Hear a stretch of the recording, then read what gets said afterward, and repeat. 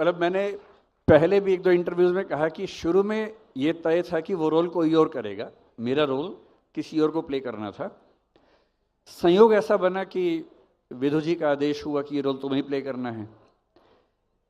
तो मैंने तो महसूस किया कि बहुत आसान है एक्टिंग, क्योंकि मैं अपने रोल प्ले कर रहा था, मुझे खुद ही होना था। स्क्रिप्ट राइटिंग में मैं शामिल था ही, अपने डायलॉग्स मैंने खुद ही लिखे थे। लिखे भी क्या थे, ऑन द स्पॉट बोले ही थे बेसिकली।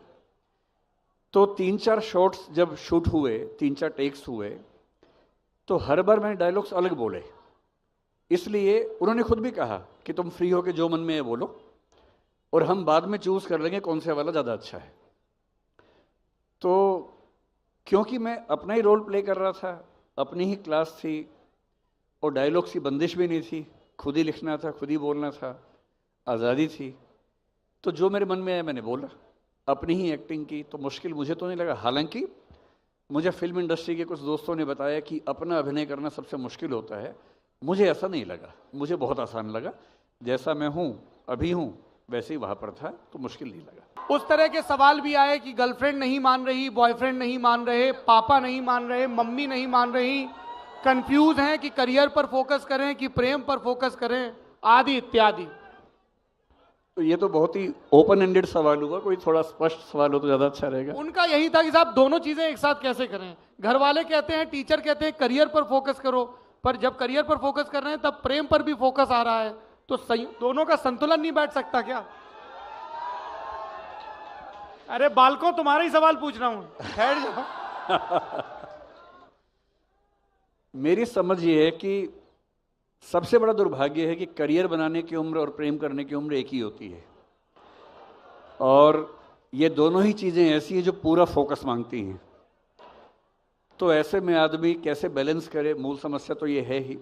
लेकिन जब मुझसे बच्चे पूछते हैं, क्लास के बच्चे, कि सर ऐसी ऐसी दुविधा है, क्या करना चाहिए, और प्रेम बड़ा गहरा हो गया है, रहा नहीं जाता है, तो मैं एक ही बात कहता हूँ कि कुछ दिन फिर प्रेम कर लो।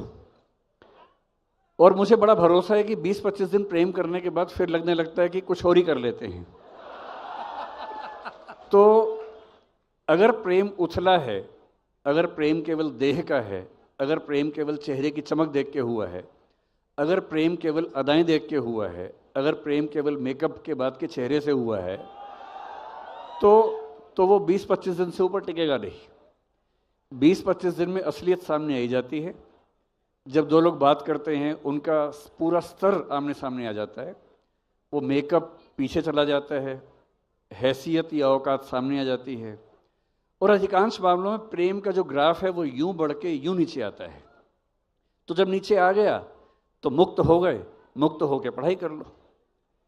और यदि प्रेम ऐसा मिल गया संयोग से जो मुक्त करता है, प्रेम में रहकर मुक्त करता है, तो वो आपको पढ़ने से रोकेगा नहीं, वो आपकी पढ़ाई में सहायक ही होगा। इसलिए, और मैं अक्सर कहता हूँ कि ज़िंदगी एक ही है। मैं उन बातों में बहुत कम विश्वास रखता हूँ कि बार बार जीवन मिलने वाला है। मैं ये मान के चलता हूँ, मिल जाए तो बढ़िया है, पर मैं ये मान के चलता हूँ कि जीवन एक ही है। एक ही है तो उसी को जीना है, उसी में प्रयोग करने हैं, और प्रयोग करने का मौका आए तो प्रयोग कर लेना चाहिए। बाद में पछताने से अच्छा है कि हमने प्रयोग किया, फेल हो गए, फिर प्रयोग कर लेंगे, कुछ और प्रयोग करेंगे। लेकिन प्रयोग करने से पीछे हटना कायरों की निशानी है। अच्छे जीवन जीने के लिए आपको आगे बढ़ के एक्सपेरिमेंट्स करने ही पड़ेंगे, कोई रास्ता है नहीं।